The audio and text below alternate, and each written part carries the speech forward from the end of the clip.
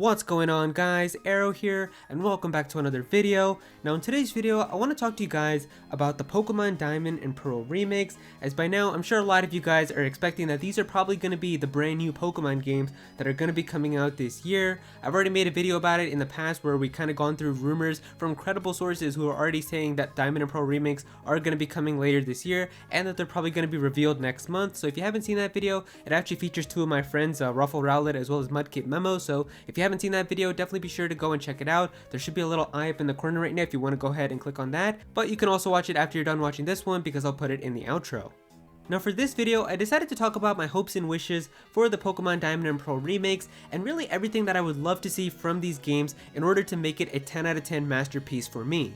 Now the last Pokemon games to receive an S tier 10 out of 10 elite status for me were Pokemon Black 2 and White 2 9 years ago in 2012. Those were the last games that I would give like the absolute highest rating that I can give, and recent Pokemon games for me have been alright, but they definitely have not hit the same since like those games and some of the other older ones did, so I would love to see Pokemon Diamond and Pearl remakes finally be able to reach this elite status once again. Now I'm actually going to break this video into two parts. So part one that you're watching right now, this video, is only going to compose of my personal thoughts and stuff that I want to see inside of the Sinnoh Remakes in order for it to be a 10 out of 10. But in part two, we'll take a look at your thoughts and I'll put up a tweet on Twitter in a couple days and I'll ask you guys what you would love to see inside of the Sinnoh Remakes, and in that video, we'll go through all the responses and see what you guys are saying, what you would love to see, and we'll talk about how likely it is and if it could happen or not. So if you want to be featured in that video, then definitely go ahead and follow me on Twitter at @Aero. I'll put up a tweet in a couple days asking for you guys and your thoughts on what you want in the Sinnoh Remakes. So if you want to be featured in that video and you want to get your thoughts out there and want to be in a video, then please be sure to go ahead and follow me on Twitter.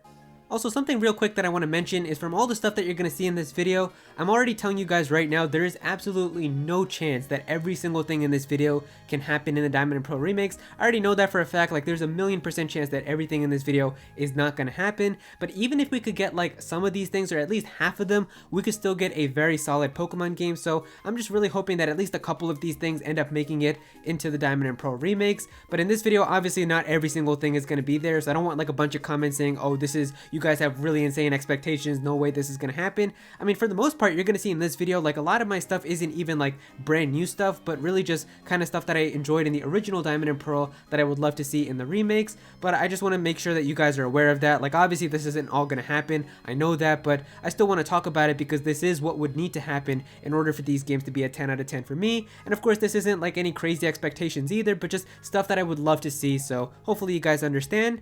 But yeah, let's get started.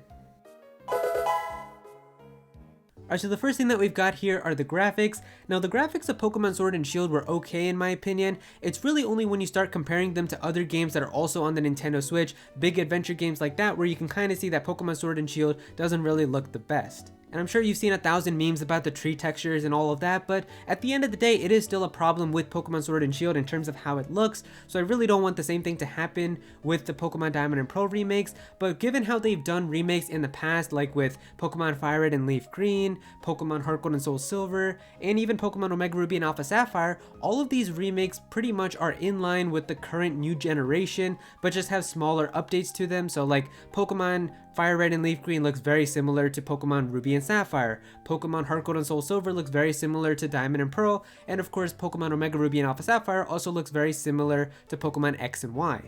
So going by that, it's pretty safe to assume that the Diamond and Pearl remakes are probably still going to be using the Pokemon Sword and Shield engine. So basically just like how the Galar region looked like on the Nintendo Switch, that's pretty much how you're going to have to imagine Sinnoh looking, because that's essentially the same exact version of the game that it's going to be running on. It's really only when we get to a brand new generation on the same system where you see like the big graphical updates, kind of like going from Generation 4 to Generation 5 on the DS, Generation 6 to 7 on the 3DS. So when we move into the next generation on the Switch with Generation 9, that's when we can really expect like the big graphical updates. But I'm still hoping that even with the Diamond and Pearl remakes, hopefully they can at least do some updates to like how the games looked with Sword and Shield so that it doesn't really look as bad. But it would really be nice if they actually did look much better, but I'm not really counting on it because of what they've done in the past.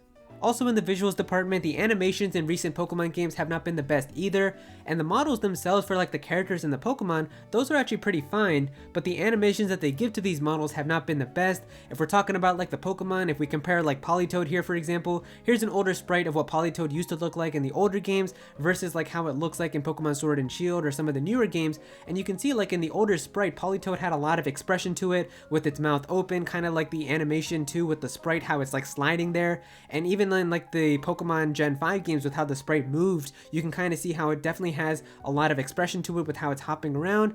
But with Pokemon Sword and Shield now, it's kind of just standing there, swaying back and forth. It's very lifeless and it doesn't really have much soul to it. Character animations have also not been the best in some of the more recent Pokemon games. We've seen this in Pokemon Sword and Shield and even Pokemon Let's Go Pikachu and Let's Go Eevee, where like a lot of the characters do like this weird rotational robotic turn 90 degrees before they actually turn and go somewhere else, and it just looks so non-human and really awkward. And like the last thing that I want to see is my girl Cynthia doing this inside of the Pokemon Diamond and Pearl remakes, but going by how a lot of this stuff is going to be kind of similar to Sword and Shield, I'm not expecting any of this stuff to change until the next generation if they even decide to do it, but I still wanted to talk about it because this is the type of stuff that would need to get fleshed out in order for it to become a very good game. The next thing that we've got here is the map design, and in my opinion, I think that the Sinnoh region definitely has one of the best crafted regions in terms of kind of the way that they do their environments. I mean, we've got caves in there with, of course, Mount Coronet. We've got a forest with Eterna Forest. We've got snow areas with Snow Point City. I think there's a great balance of everything throughout the region, and it's a good way of kind of connecting all the areas together too, because it's kind of scattered all throughout the place. You've got this big mountain range right in the middle of the region itself that you're going to be going through multiple times throughout the game to get to different areas, so I think it's just a very well designed region. And one of my issues that I had with Pokemon Sword and Shield was the design of the region was extremely linear in terms of even the routes and just the caves, where it literally kind of felt like you were just walking through hallways and just very straight paths. The caves in Pokemon games are supposed to be like little mini adventures where there's supposed to be multiple floors and ladders and places to go inside of a cave, but both of the caves inside of Pokemon Sword and Shield were basically just straight hallways where you come in from the entrance, you keep going straight, you battle a couple trainers, and all of a sudden you're out of the cave. This is why I love Mount Coronet and Rock Tunnel and some of the other older caves, because they actually did have kind of some sense to exploration around them, and that's one thing that I really want to make sure it stays within the Sinnoh remakes. I do not want them to go for this linear route again, because if you guys didn't know, Mr. Masuda has said before that the reason that they go for this linear type of style and making locations and the games a little bit easier is because they feel now that like kids are not as much focused on Pokemon games, and because of mobile games and stuff, they feel like kids are not going to be that motivated to play Pokemon anymore if the games are a little too challenging. I think that's a really dumb way of looking at it. I think if kids still want to play Pokemon, they gladly will, even if the games are going to be a little bit more difficult. I mean, I think that's totally fine. If anything, they should have a difficulty slider, but that's a whole other thing to talk about. But I know with Pokemon Omega Ruby and Alpha Sapphire, Sky Pillar and Granite Cave did get nerfed to some extent. Like, the exploration that was in the original games with these caves wasn't exactly the same within the remakes, and I don't want Mount Coronet to be like you come in from one side, you battle a couple Team Galactic grunts, and all of a sudden you're at Spear Pillar. Like, Mount Coronet is actually designed to be a really cool cave with lots of cool entrances and stuff, so I just want that to stay the same. The next thing that I've put here are additions to the story, and of course, Pokemon stories are extremely simple. They're not supposed to be anything super complicated to understand. You know, you're a kid, you start out in a town, you've got a friend, you get a starter Pokemon, you battle 8 gym leaders, you take down an evil organization, you become champion. Pokemon games are usually pretty simple. However, that doesn't mean that they should try to do the same exact thing with Pokemon Diamond and Pearl remakes, as even with Pokemon Omega Ruby and Alpha Sapphire, they actually added some story details with the Delta episode, which was like the post game, where they actually did some cool things with Deoxys, which was kind of just an event Pokemon in the past, and they even did something really cool with Mega Rayquaza with how it destroyed the meteor and all that stuff. So it was just really cool how they kind of tied that in to its own special thing at the end of the game. And of course, I feel like that the equivalent Pokemon to this with the Sinnoh remakes would be Arceus. I mean, Arceus didn't even get its event released in the US, I'm pretty sure, so it would just be really nice to finally have something done with Arceus. This Pokemon has always kind of just been released in terms of events and stuff, but they've never actually done anything with it in terms of like lore or in-game, so it would be very nice to have like an Arceus event where maybe you could do something with Arceus, and maybe it even incorporates Dialga and Palkia or some of the other legendary Pokemon. It would just be really nice. So if we could actually have like a really cool event or story edition with Arceus towards the end of the game, game and that allows you to catch Arceus too, I think that would be really awesome. Alright, this next section is just about all the mini games and kind of fun little things that I did inside of the original Pokemon Diamond and Pearl, and I would love to see all of these return within the remakes as well. So this is stuff that I really don't want to see cut because I kind of remember spending a lot of time with this as a kid, and I think it would be cool if you could do this in HD on the Switch. So of course the first thing that we've got here are contests. Now contests in Pokemon Diamond and Pearl remakes definitely should be a thing. The first reason that they should be a thing is that there's literally a gym leader, I think her name is Fantina or Fantia or something like that, where she is literally like a contest star. So if you're gonna have Sinnoh Remakes and not have contests, then she shouldn't even be a gym leader in these games, because the first time you meet her in Diamond and Pearl Remake, she literally doesn't even battle you because she's busy with a contest. She tells you to get some other gym badges and then come back later. So they gotta have contests in there, and I'm sure contests in HD on the Switch would look really cool. The next thing is Amity Square. Now Amity Square was something that was kind of cool with the original Pokemon Diamond and Pearl, where it was this special location where you and select Pokemon could actually walk around in this area and find items and stuff. However, I think that this kind of aspect should be taken into the entire game, where if you have Pokemon Diamond and Pearl remakes, you should be able to walk with your Pokemon kind of anywhere throughout the region, like what they did in Pokemon Let's Go. They kind of did this with Sword and Shield's DLC, but the walking Pokemon really wasn't done the best. So hopefully if they can kind of fix all of that and just make walking Pokemon really good inside of Pokemon Diamond and Pearl remakes, that would be very appreciated. Then there's also the underground, which I remember spending so much time as a kid. Basically, you could go underground in the Sinnoh region, make your own little secret base somewhere, and if you connected it with other DSs with your friends, you could go to each other's secret bases, try to steal their flags and bring them over to your base. You could place traps. It was just really cool how they did that. And I think that now on the Nintendo Switch with online, there's potential for Underground to be really cool. Like you could do it with online connections where you could invite people over online and be able to do the same thing where you make your own secret base and have cool stuff in there. And they kind of did do this with the secret base system inside of Pokemon Omega Ruby and Alpha Sapphire, so I think it will be a missed opportunity if they don't bring this back within the Sinnoh remakes. I mean, they could even host like special events underground there, kind of like the max raid battles that they do inside of Sword and Shield. They could do some cool stuff like that within Underground and Sinnoh remakes, so this is definitely a feature that I think would be really cool. And the last minigame that I've got here is Poffin making, and I remember making a lot of Poffins back in the Gen 4 games. You could do this if you wanted to raise stats in terms of contests, but also raise friendship, and I remember kind of making a lot of Poffins if I wanted to raise friendship for my Riolu to evolve into Lucario. And it was just a cool part of the Sinnoh region, so I definitely do think that Poffin making should return, and especially if they got like the whole curry system within Sword and Shield, then there's really no way that they shouldn't add the Poffins back into Diamond and Pearl remakes. Now this next section is about customization, and in terms of character customization, I definitely do think that it should return from Pokemon Sword and Shield, but I remember also when we got Pokemon Omega Ruby and Alpha Sapphire, there wasn't actually any character customization compared to Pokemon X and Y, which did have it, and when they did ask the developers about this, they said because the original Ruby and Sapphire never had it, they decided not to include it with the remakes to try to make it more feel like the original games. Personally, I feel like that's not really that good of an excuse, and I think that there's a lot of cool potential that they could do if they did do character customization in terms of the Sinnoh remakes. They could do a whole bunch of characters kind of based off of like other gym leaders. Like imagine having like a girl outfit based on Cynthia's outfit or something, or imagine having a Team Galactic outfit or something like that, or a Cyrus outfit. There's a lot of cool ways that they could do it, so having no customization because they wanted to make it like the originals isn't really a good way of looking at it, especially when they could be much more creative with having character customization in the first place, so I definitely do think that they should include it. Now another type of customization that I spent so much time with as a kid back in the Gen 4 games was something called Pokeball Seals. Now Pokeball Seals were basically like special effects that you could give to your Pokeballs so that whenever you sent out that Pokemon in battle or in contest, they would have special effects whenever they entered the field, and it was just really cool because I remember spending so much time with this as a kid where I would go to every single shop and buy every single Pokeball effect, and then I would spend hours and hours mixing and matching different effects together to see what would look the best. And there were so many different effects that you could do. You could have like rainbow stars coming out, or flames, or rainbows, or bubbles, and I just remember spending so much time mixing and matching different things as a kid, so I would love to see this feature return with the Sinnoh remakes, and I feel like having like these effects in HD and even being able to do them online would just be really awesome, so hopefully they do return, especially if contests are going to be there as well. I feel like this is definitely a must-have feature.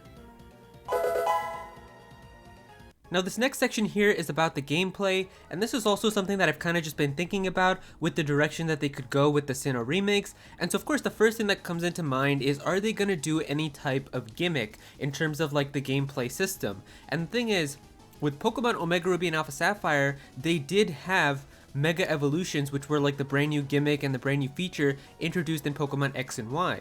And so going by that logic, it would seem like maybe Pokemon Sinnoh Remakes could have Dynamaxing and Gigantamaxing, since that was like the brand new gimmick that was introduced with the Galar region. And I know some people were trying to say like, well, it seems like that was really specific to Galar with how it's based off of Eternatus and how like they had those special stadiums and everything. But like, I feel like if they really wanted to incorporate Dynamaxing and Gigantamaxing into the Sinnoh Remakes, they could do it. And I've made a video about this in the past. If you haven't seen that video, there should be a little eye up in the corner right now. You can definitely go ahead and click on that video if you want to learn how they could do it, and I'll also put it in the outro of this video as well. So that's definitely one of the topics, is that are they going to bring back Dynamaxing and Gigantamaxing? I honestly would love to see just a Pokemon traditional remake with no gimmicks at all, or if they do want to bring back a gimmick, then definitely bring back Mega Evolutions, because that was like the coolest thing that I really enjoyed in terms of gimmicks. Z moves really weren't the best for me, and I'm not really a fan of Dynamaxing either, so if you could bring back Mega Evolutions, that would like really be the only gimmick that I would be fine with. But I think a traditional Pokemon game would just be awesome too.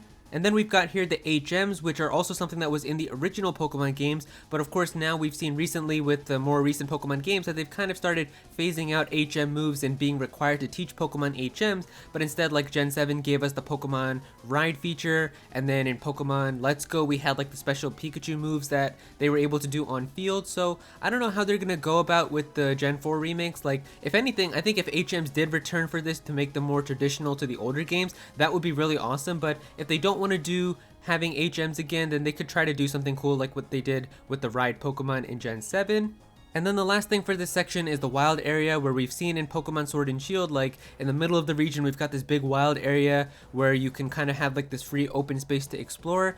And some people are talking about if they're going to make the Sinnoh region kind of like this again. I don't really think it would make a lot of sense like to make the entire Sinnoh region into an open wild area. Like, they'd actually have to reconstruct the entire region and kind of go about in a different way. So I don't think it's going to be like that. If anything, maybe they could make Mount Coronet into like a small little wild area because of how it is in the middle of the region and you're going to be traversing through it multiple times, but I don't really think that would make a lot of sense either. I know there have been some mock-ups that I've seen from people where they've actually kind of designed Sinnoh to be with a wild area and be more open. I don't know, I just feel like with those games it wouldn't really make a lot of sense because of how they are going to be remakes of the older ones, so I feel like most of that stuff should kind of just stay the same as it was in the originals. And finally, the last thing that I want to talk about here is content from Pokemon Platinum.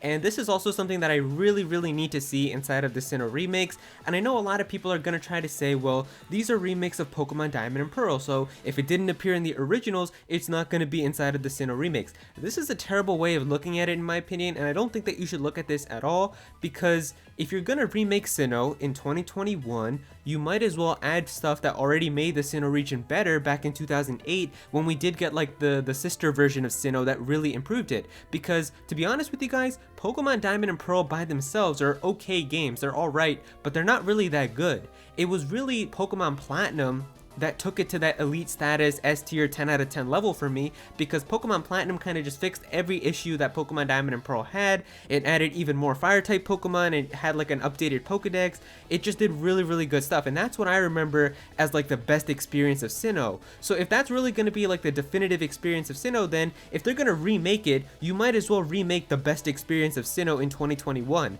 Like, it makes no sense to not remake the best experience of the region from the past and you're going to remake like the crappier version instead. So I definitely do want to see all the content from Pokemon Platinum, the good stuff that they did like the Battle Frontier, the Distortion World, Sharon from Team Galactic, the updated Pokedex, things like that. I really do want to see that appear inside of the Sinnoh remakes. And this is what was sad for many people with Pokemon Omega Ruby and Alpha Sapphire, because there were so many cool things from Pokemon Emerald that were just not inside of those games, as well as like the Battle Frontier. So I would love to see Pokemon Sinnoh remakes actually get this additional content from Pokemon Platinum, and we've seen that they've done this in the past before, like with Pokemon Heart Gold and Soul Silver. Pokemon Heart Gold and Soul Silver actually included the content from Pokemon Crystal, like that special character who really likes Suicune and wants to research about him. I can't remember his name off the top of my head. I'll put his name and picture on screen for you guys so you know know who I'm talking about, but like that character was inside of Pokemon Heart Gold and Soul Silver, even though he wasn't in the original Gold and Silver and was only in Pokemon Crystal. So we've seen before that they have added additional content inside of the remakes, so they definitely should do it again with the Sinnoh remakes as well. And so yeah, there you go guys, those are my thoughts on pretty much everything that I would love to see inside of the Sinnoh remakes, and pretty much everything that would need to be there in order for this to be a 10 out of 10 masterpiece class type of game for me. Obviously, this is not all gonna happen, like I'm telling you right now, I know for a fact, there's just no way, because some of these things, like the graphics updates and the animations being fixed and stuff, that stuff is probably not gonna happen until Generation 9 if they even decide to do it.